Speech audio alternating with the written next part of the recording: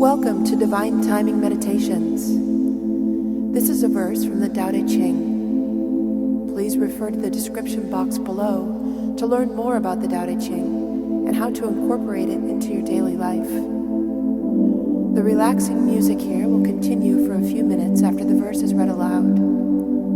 Please use this time to contemplate the verse's meaning and what it means to you. Feel free to share your experience with us in the comments below. And while you're here, please subscribe to our channel to get notified about all of our self-discovery content. Now let's begin.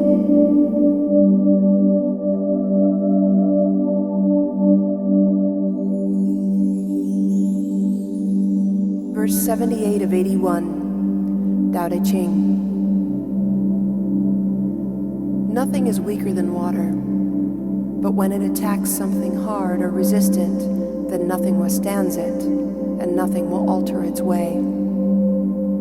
Everyone knows this, that weakness prevails over strength, and that gentleness conquers the adamant hindrance of men, but that nobody demonstrates how it is so. Because of this, the wise man says that only one who bears the nation's shame is fit to be its hallowed Lord.